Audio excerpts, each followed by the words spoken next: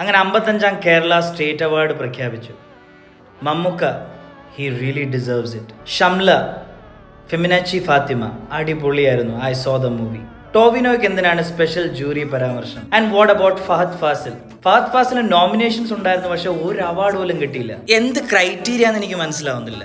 Bramayugam is one of my favourite movie of 2024. Mammukka nailed it. ഞാനൊരു movie റിവ്യൂവറാണ്, പക്ഷേ movie ഇഷ്ടപ്പെടുന്ന ആളാണ്. പെർഫോമൻസ് വൈസ് ആണെങ്കിൽ ബ്രഹ്മയുഗം വാസ് ഓസം. പക്ഷെ ആവേശത്തിന് ഒരു അവാർഡ് പോലും കിട്ടില്ലെന്ന് പറയുമ്പോഴത്തേക്ക്, അതും എസ്പെഷ്യലി ഫഹദ് ഫാസിലിന്, ഐ തോട്ട് അറ്റ്ലീസ്റ്റ് ജൂറി പരാമർശം ഫഹദ് ഫാസിലിന് കിട്ടുമെന്നാണ് ഞാൻ വിചാരിച്ചത്. നിങ്ങൾ തന്നെ ആലോചിച്ച് നോക്കുക. It's my opinion.